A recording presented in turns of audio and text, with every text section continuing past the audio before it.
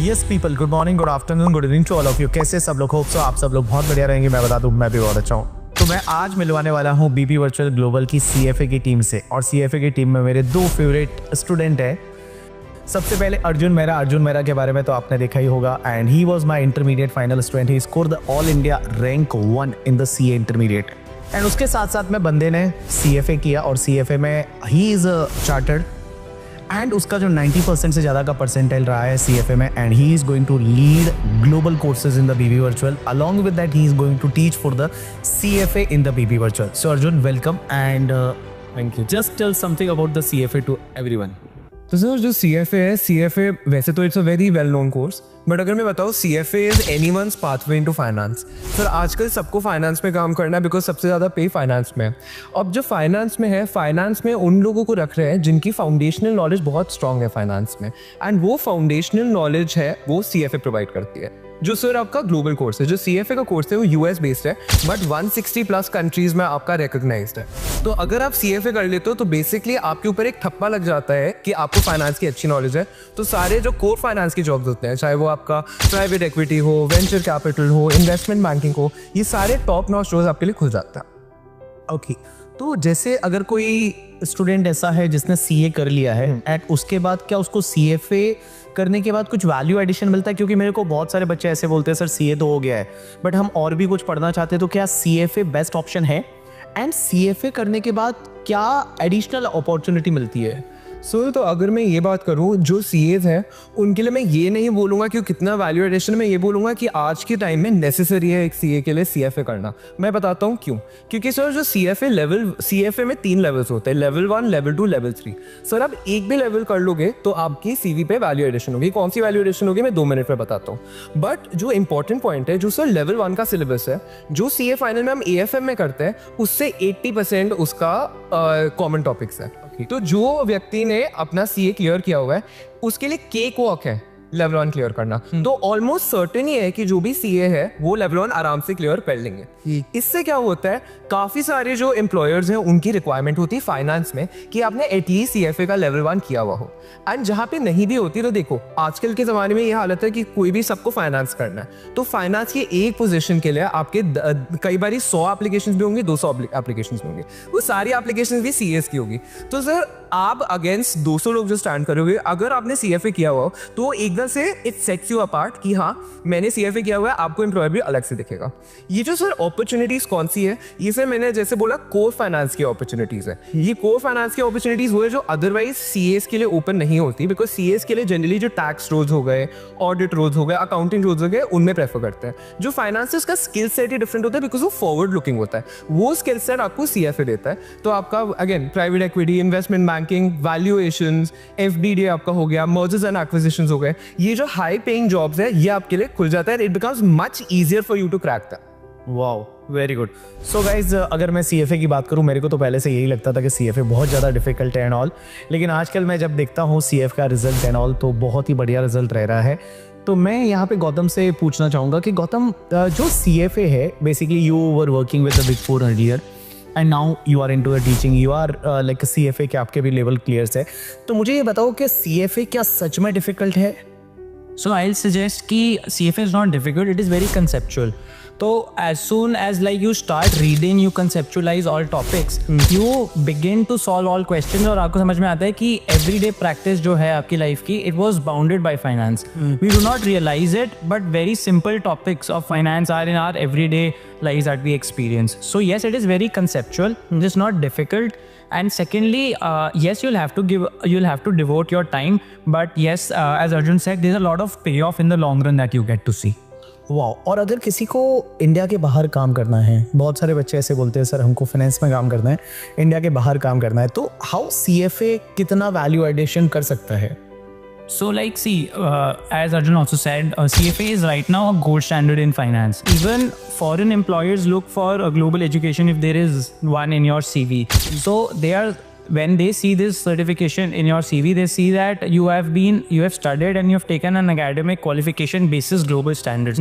So they are more ready to take you as an employee. And There are very good pay packages if we see when CFAs from India go abroad, because coupled with your knowledge of CA, and when you do CFA, you have a very big market exposure. So wow. Yeah. Very good. So Arjun, you are chartered accountant also. You both worked with the Big Four, and you are CFA also. So एक होता है CA, एक है CFA. Correct. Now you have both the experience कि ये CA भी है, ये CFA भी है. हम जब CA की बात करते हैं तो हम लोग बहुत सारे सब्जेक्ट पढ़ते हैं, अकाउंट्स पढ़ते हैं, उसके साथ साथ ऑडिट पढ़ते हैं, लॉ पढ़ रहे हैं, टैक्स पढ़ रहे हैं, टैक्स में DT IDT इतना पढ़ते हैं, AFM भी पढ़ते हैं, एडवांस फाइनेंशियल मैनेजमेंट. और जहाँ तक मैंने सुना है CFA is all about the finance. So exactly CFA का जो सिलेबस है वो कैसा रहता है? मैं आपको sir I quickly take you through the syllabus. जो हमारा लेवल 1 एंड लेवल 2 में सेम सब्जेक्ट्स होते हैं. लेवल 3 में थोड़े चेंज हो जाते हैं, but they are not relevant. मैं अभी आपको लेवल 1 एंड लेवल 2 की बताता हूँ, तो दैट आप समझ पाओ कि हमारे सब्जेक्ट्स कैसे डिफरेंट है. अब जैसे हम लोग CA की बात करते हैं, CA में हमारा आपने बोला जैसे DT हो गया, IDT हो गया, अकाउंट्स हो गया. ये आपने बिल्कुल करेक्टली बोला, इट इज प्योरली फाइनेंस. आपके यहाँ पे सब्जेक्ट कौन से हैं? सबसे पहले हम लोग स्टार्ट करते हैं क्वांट से. क्वांट्स मतलब quantitative method. This is high level mathematics. Because जब आप फाइनेंस में जाते हो तो आप एक्सेल यूज करोगे, आपको समझना पड़ेगा डिस्काउंटिंग क्या होता है. जब आप मॉडल्स बना रहे हो वो आपको वो समझाता है.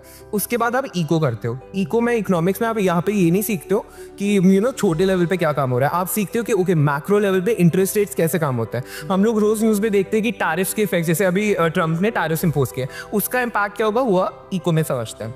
उसके बाद सर आपका आता है FSA होता है फाइनेंशियल स्टेटमेंट एनालिसिस. ये सर मैं बोल दूं एक छोटा भाई है आपका FR का, जो हम लोग CA में FR पढ़ते हैं. हाउएवर इसमें हम लोग इंटरनेशनल स्टैंडर्ड्स करते हैं. तो जैसे आपके स्टैंडर्ड्स हो गए IFRS, जो आपके हो गए US GAAP, जो इंटरनेशनली फॉलो होते हैं. हम लोग अपने CA में सीखते हैं AS Ind AS, limited to India.